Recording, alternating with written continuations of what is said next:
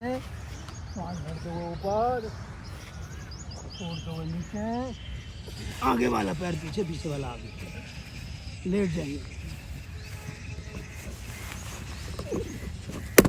फिर नीचे टेक देंगे, सांस भरते हुए भुजंगासन, छोड़ते हुए पर्वत आसन, उल्टा पैर दोनों आगे लेकर बीच में, पीछे वाला पैर आगे,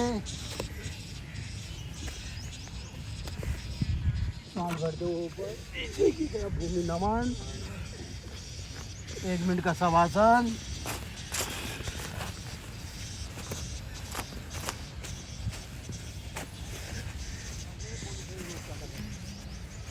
यानी खाने की मात्रा अपने आप कंट्रोल होगी। सूर्य भगवान कहते हैं जो व्यक्ति नित्य उठता है 4 बजे और 4 बजे उठ के करता है 4 गिलास का पान, उसके पेट में कहीं नहीं होगा रोग।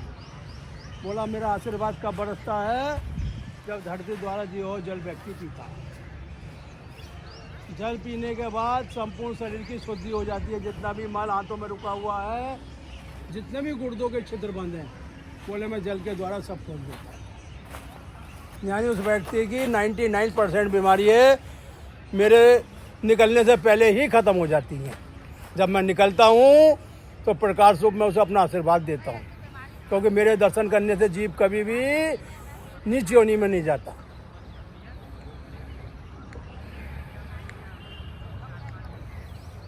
बोले मैं तो आदिकाल से आता हूँ, मेरा कोई अंत नहीं होता, क्योंकि कलयुग में मेरा वास है, सतयुग में, त्रेता में। त्रेता में राम जी ने मेरा जाप करा था तो रावण पे मैंने विजय प्राप्त कराई थी। बोले मैं सबका जनक हूँ, जितने प्राणी मरते हैं सब मेरे सूर्य लोक में वास करते हैं। उल्टी करवट लेते हुए उठ जाएंगे। जिस व्यक्ति ने सूरज से संबंध जोड़ लिया उसे किसी दवा की जरूरत नहीं है, क्योंकि जितने संसार की दवाएं हैं सब सूर्य के द्वारा ही प्रकट होती हैं। चाहे वो अंग्रेजी दवाई हो चाहे आयुर्वेदिक दवाई करता है। वज्रासन की स्थिति में बैठेंगे। खाना खाने के बाद 5 से 10 मिनट वज्रासन में बैठा जाए तो कभी भी पाचन तंत्र जो कमजोर नहीं पड़ेगा, जठराग्नि मंद नहीं पड़ेगी। भोजन में संपूर्ण मात्रा में रक्त मांस बनेगा, हड्डियां बनेंगी। ना हड्डी की दवाई लेने की जरूरत, ना खून पतला करने की दवा, क्योंकि इससे आपकी सारी दवाइयाँ कंट्रोल हो जाती है वज्रासन में बैठने से। हार्ट का ना आकार बढ़ेगा ना घटेगा, खून ना तेजी से ऊपर दौड़ेगा ना मंद पड़ेगा। मंद अगर बीपी होता है तब भी प्राण चले जाते हैं, ज़्यादा हो जाता है तो नस फट जाती है। सब कुछ कंट्रोल रहेगा वज्रासन में बैठने से। आपके मूलाधार चक्री का जागरण होगा आपके शरीर के अंदर। जागरण कौन करता है? जो आपके रीढ़ की हड्डी में 7 चक्र सोए हुए हैं, समाये हुए हैं, व्यक्ति ने कभी जगा ही नहीं पाता, क्योंकि वो संसार को सच्चा मानता है और अपने को मैं मानता है, और जो ज्योति को तू मानता है वो ईश्वर को पा जाता है। अंगूठा 4 उंगलियों के बीच में। आते दमने से क्या होता है? आंतों की वायु निकल जाती है, वायु दोष समाप्त हो जाता है। वायु दोष जब समाप्त हो जाता है तो हार्ट मजबूत हो जाता है। हार्ट मजबूत हो जाता है तो नसों में रक्त का संचार सुचारू रूप से आ जाता है।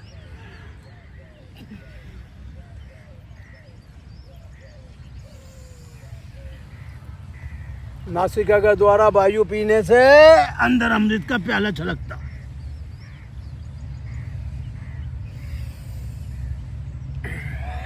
रात को पी, सुबह उतर जाएगी, तो ब्रह्म मुहूर्त में सांसें पी ले, तेरी जिंदगी संभल जाएगी।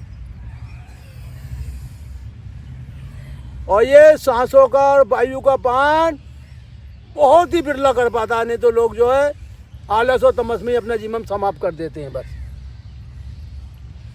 क्योंकि योग माया जो है उन्हें इतनी माया दे देती है, इतनी माया दे देती है कि उन्हें कुछ करने की जरूरत ही नहीं पड़ती जीवन में। योग माया क्या? हमारी बुद्धि को हर लेती है, हमारे मन को फंसा देती है।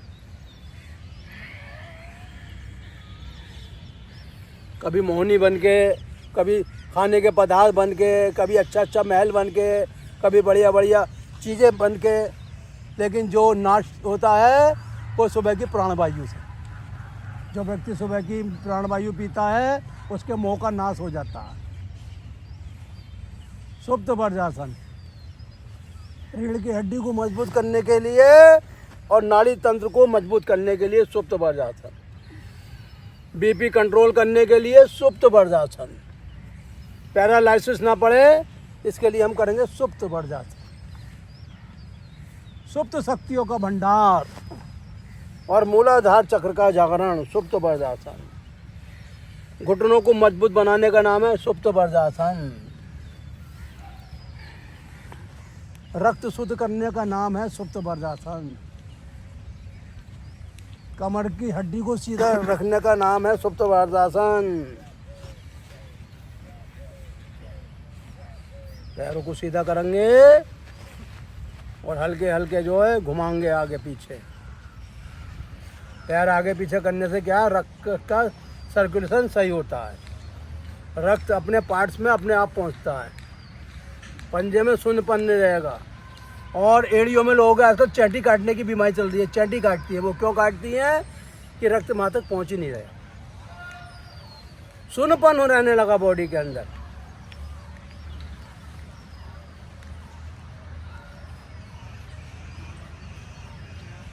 अगर आप किसी चीज़ को चलाओगे तभी वो गति देगी, नहीं तो वहीं रुक जाएगी। ऐसे ही हमारा शरीर गति पाता है और जब हम इसे गति नहीं देते तो ये ठप हो जाता है, रुक जाता है।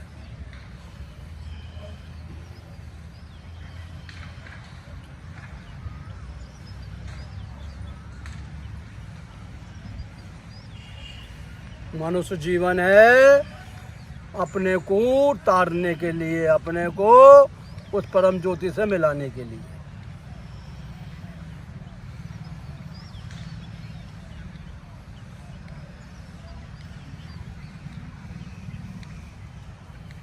ना चलने में परेशानी, ना बैठने में परेशानी, ना उठने में परेशानी, ना सोने में परेशानी, क्योंकि शरीर बिल्कुल आपके माफिक हो जाता है, प्रकृति से जुड़ जाता है वो। क्योंकि जो व्यक्ति प्रकृति से अलग रहते हैं उन्हें मानसिक तनाव रहता है, शरीर में रोग पैदा रहते हैं, वो दवाइयों के तनाव में ही अपना जीवन बिता देते हैं। लेकिन जो प्रकृति से जुड़ जाता है हर चीज़ उनकी मुक्त हो जाती है, वो दवा मुक्त उनका जीवन हो जाता है।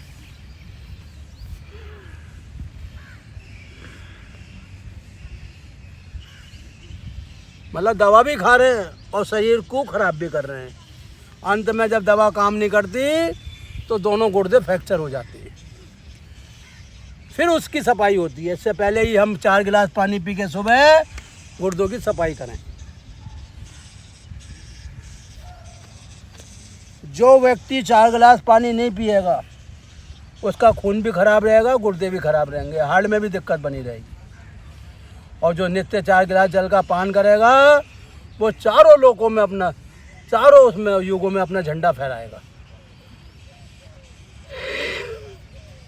एक नारायण लोक भी होता है इन लोक के अलावा, जो किसी को नहीं पता। 3 लोक तो हैं ही, एक नारायण, एक गौधाम भी होता है जो इन सबसे ऊपर है।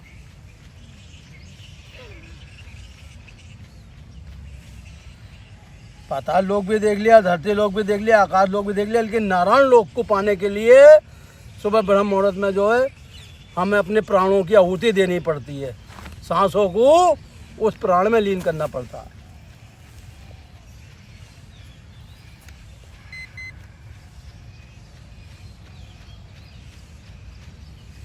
पैरों को सीधा खोलेंगे, अभ्यास करेंगे हल्के हल्के, नहीं मिला जाएगा थोड़ा पीछे जाएंगे, फिर अभ्यास करेंगे। यानी कि सिर को आगे मिलाने की कोशिश करेंगे। सिर मिलने से क्या होता है, मणि जो जागृत होता है, यानी कि हमारे अंदर जो जठराग्नि है वो तेज होती है। त्वचा के रोग, फोड़े, फुंसी, कोड़, वो अपने आप समाप्त, क्योंकि नाभि में जब एक बार अग्नि आ जाती है तो रोग को जला के स्वाहा कर देती है। श्वासों की स्थिति अपने आप सामान्य हो जाती है। जो व्यक्ति 1 मिनट में 18-20 श्वास लेता है उसकी 4 से 5 श्वास रह जाती है। अभ्यास करेंगे तो सिर मिलेगा अपने आप, नहीं करेंगे तो कमर टेढ़ी हो जाएगी, अकड़ जाएगी, नसें जाम हो जाएंगी। नसें दबने से क्या होता है कि पीड़ा होने लगती है। जब हम अभ्यास बढ़ा देते हैं तो इस बार अपना चमत्कार खोल देता है, अंदर के अंदर अपना खजाना खोल देता है, मणियों का खजाना खुल जाता है। मणिपुर में ऐसी ऐसी मणि पड़ी हुई है, जीव अगर उनके दर्शन कर ले तो बाहर की मणि कुछ नहीं है उसके आगे। मोटापा कभी भी नहीं बढ़ेगा आपका। क्यों नहीं बढ़ेगा? कि आपका सिर घुटनों पे मिलने लगा, नु करके। हड्डियां कभी चट नहीं बोलेंगे, क्योंकि हड्डियों को रक्त का संचार मिलने लगा। 10 से 20 बार अभ्यास करोगे तो सब कुछ सही हो जाएगा आपका।